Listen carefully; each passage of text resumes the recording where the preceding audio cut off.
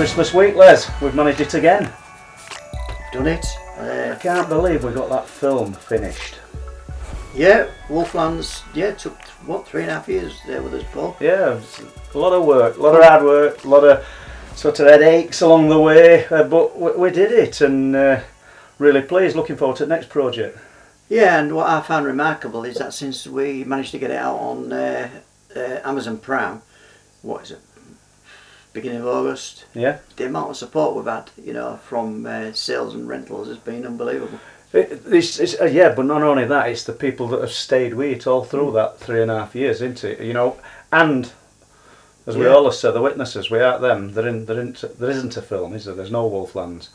No. And we've had some great support, absolutely fabulous people involved in project with us. 3 years, and I don't think I knew anyway. I didn't understand magnitude of what we were taking on when we decided we were going to do Wolflands. I thought I'd probably do it in 6 months. Yeah, well, this is it, and I think when people go into these projects, I'm not dissing anybody here, but people go in and think they can get it done pretty quick, and obviously we had a lot of music to compile in there, so I was working with other players in this project. Yeah, other people, and waiting on witnesses, because they've got a busy lifestyle, and some of them we could only see them when they came back to area for an holiday or a break. So there are other reasons why it took 3.5 years to do. But I'm not disappointed. We've had great support from witnesses. We aren't them, they're into Wolflands, that has to be said. Yeah. And we've had a few ups and downs along the way, but it's worked. I've learnt loads, to be honest. Yeah, and what's been really pleasing for me is since we'd released the film on Amazon Prime, is seeing all these reviews what come in. Yeah, obviously it's a little bit strange for some people, so they give a little bit of an odd review, but on the whole it's been positive, hasn't it? I don't know how many reviews there are, but there's a lot of reviews, let's just leave it at that, and majority of them, like you said, are positive. And the people that don't know us, we know we've got people who've stuck with us all the way through the process, but we've not had to sort of bend anybody's arm to give us a review. Those reviews are based on what they're seeing when we've done this film, and you should be proud of yourself, because it's an achievement. It sounds like a boast, this guys, I'm sorry, but I can't help it. I never thought I'd do it like this in my life. I've had a lifetime of knocking nails in wood, and suddenly I'm involved in something like this. I'm looking forward to the next one. So we're just going into Christmas 2023, but we'll be at the back end of it in a week or so, and we'll be looking at 2024. A new project, let's roll on to that. Yeah, and just to bring people up to date on that, we have already done some preliminary filming, which may or may not end in the final film of the second film that we're doing. But it's all work in progress, isn't it? Yeah. I mean, the amount of stuff that I wouldn't say we scrapped in Wolflands, but there's tons and tons of footage that's not seen light today, and there's one good witness that weren't included in film, and you know what I mean. Shane, and it would only because it didn't fit into criteria or what we were doing, so we might have to revisit that at some point. So you've got some stories then for us, haven't you? Yeah. This is a bit off cuff for us, isn't it? You've come through, and we're just having a natter. I mean, there must be hundreds of stories out there, Les, relating to Christmas. I think it was Christmas 2017 or New Year 2017. Yeah. And Mary prepared some food, and we went to Danes Dyke, and we took the guy who lived in the dyke. He'd been in there, people have heard me talk about it, and so at that time I think he'd lived in Dyke probably 11 years. Right. I got to know him. Lived in a tent. Yeah, I did know the guy myself. Yeah. You'd bumped into him, and I think everybody who came to Danes Dyke to visit, would have seen him sat under shelter and had a word with him. Yeah, and I gave him food out the motorhome. Yeah. And he's all, he didn't ask out from anybody, just a nice man. But he said to me when we arrived, he said, "You've just missed police." I said, "Oh, why? Why's that?" He said, "Well, they wanted to know if I'd seen an unusual dog, a very unusual looking dog," which sort of my ears pricked up. He went on to explain that I think he said 10 sheep had been killed at somewhere around Bempton in strange circumstances. So that set me off on the trail. From there, I managed to find out which farm it was. Yeah. And then it was 2.5 years on those fields in between 4 and 5 a.m. in the morning, finding these unfortunate animals. And they were all full array of unexplained phenomena that were taking place. And although we're not going to stick a label on it and say UFOs were responsible or some kind of strange cryptid were responsible, because we've no clue what were responsible. Yeah. But you know, we haven't been too graphic. These animals were killed in an unusual manner. We aren't dwelling on the animals too long. It was sheep, it was badger, it was fox, it was porpoise. Right, you know, yeah, the yeah. little marine mammals all suffering these horrific injuries. And at the same time, we've got the electronic voices in the woodland that I heard, really unnerved me. And then the farmer told me he'd heard them, and I asked him where, and he said in that crop there. Yeah. No tracks in corn. Right. In that crop, and he'd heard them. We'd got the strange military vehicles on cliff tops, Yeah. whatever they were monitoring. And hey, let's face it, it could have been something perfectly natural, or perfectly, we wouldn't say natural, but not war games, just there could have just been manoeuvres, military on manoeuvres. Yeah. You know, observing aircraft. Yeah. You know, because things are ramping up in the world, let's face it. So that might be part of the reason that some of these things were happening. There's not always a mysterious element to everything, as we know. Yeah, but that would be kind of coincidental, though, wouldn't it? Very coincidental. But all these things coming together all at that one period. Yeah. Surely surpasses the coincidence. Well, we did a live stream early November, if you remember, and we had Bob Brown on it. And Steve Ashbridge. Steve's talking about the stuff we used to see on walls. Anybody who wants to look at that live stream, you're only going to have to go back a few weeks. And Bob brought it up about the lights under the sea, and the military vehicles were there. You know, a triangle of lights under the sea, and it looked like a perfect triangle. Also brought up about this big rectangle of red light that just sort of flashed on and off on cliffs, and it weren't quite dark. All of that were taking place around this same period of time, and so obviously, you know, it all, the catalyst of it all started New Year. You know, and, I mean, biggest of them all in UK, Rendlesham Forest, Christmas 1980. You know, it's incredible case. Yes. And there's people are still raving about it, arguing, debating, different versions of what actually happened. And you know something, I feel a bit sorry for these witnesses, because it could be that none of them are lying.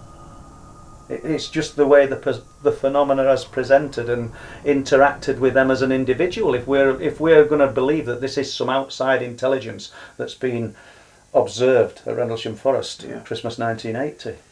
I think one important aspect to bring up about that, because it was 1980, we're talking all those years ago. Yeah. Now, if you compare that with like when you get kind of folklore, what comes through town, how often do you think that gets changed? Folklore until it becomes something fantastical, something, you know. You make a great point. So what I'm coming from here is that yes, they had. There was actually testimony. It was taken at the time, and there was actually a written form of documentation, and there was an audio tape recording taken at the time. So that's one really, really good thing in keeping the facts, really, isn't it? But then again, I think because it was so far back in time, I think probably you've got a lot of embellishments coming through with it as well. Yeah, you probably have, and you might get some memories as well that have been triggered that weren't there before. But I take on board what you're saying. You know, it could be as simple as people have seen that.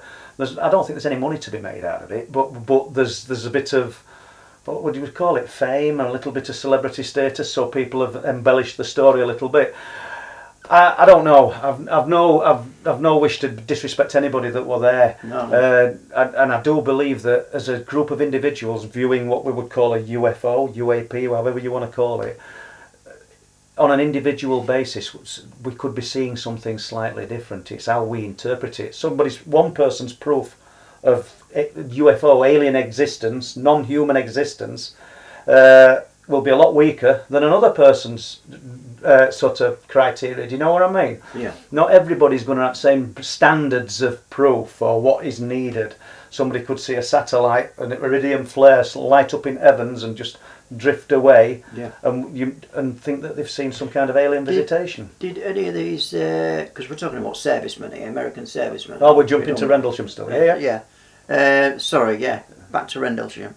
Did any of these witnesses or people attached to that story actually go through any regression?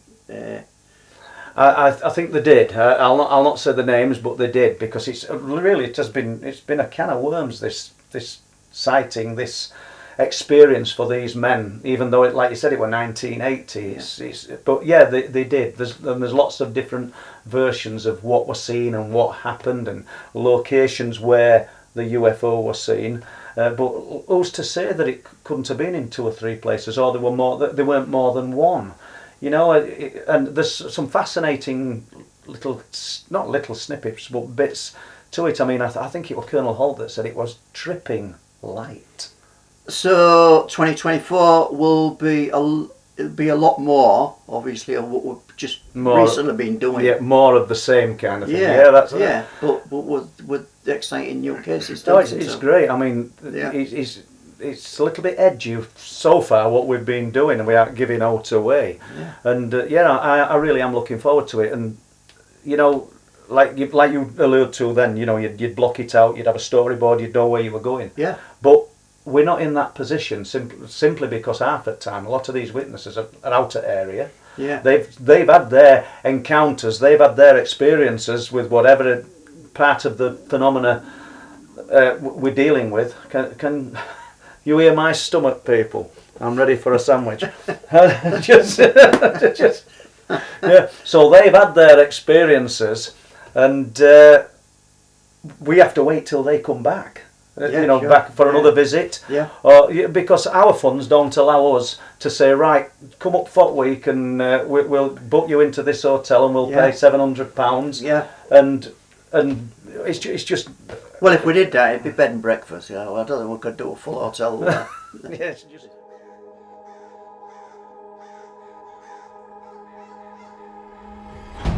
All I could say with this black outline, big black outline looking in at me. I could see more of its muzzle sticking out and kind of its ears. Some kind of definite feeling inside me that this wasn't man-made. Oh my God, what is that? And we all just stood there, and it was, I never felt feeling like that before.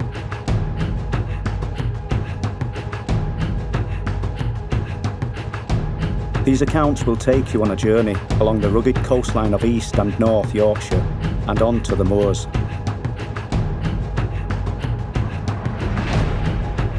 From moor to ancient forest, a landscape littered with clues from the past to the present, where people from all walks of life claim to have seen incredible beasts. These are the stories of the Wolflands. What an amazing year we've had on Truth Proof, Paul. Absolutely. I'm absolutely thrilled that we've got Wolflands finally in the bag, so to speak. Or is it in the can? But we've finally got it done. 3 years in the making, and I'm just thrilled it's over and done with. Onwards and upwards to the next project now. I'm really looking forward to getting my teeth into that, and I'm sure you are. But not only that, we've got these brilliant live streams and the support we've had from our audience throughout that period, and it's growing. It's brilliant. And we've had the help of Alison, we've had the help of Rev, Jessica, my daughter, and our Laura keeps contributing a little bit, and all the people in the live streams. And I know I'm going to miss names here, but we've got Diane Farrell, we've got Mark Fannell, we've got the disabled Welshman, Fred Flintstone, Loki, Pat Adams Wright. Full apologies, people. We've got Blue Shift. There's so many people, and I actually feel guilty not being able to say these names because it's just a celebration for us of the end of 2023. Yeah. Any views? Yeah, I think 2024 is going to be a great year for Truth Proof and for the new documentary that we're making, Paul. And hopefully there'll be lots more content. Well, I know there will be a lot more content for the live streams that we do and for the videos that we'll put out on a weekly basis. So we would just like to say to everybody who supported Truth Proof throughout 2023, Happy New Year. Year. We got it. I hope so.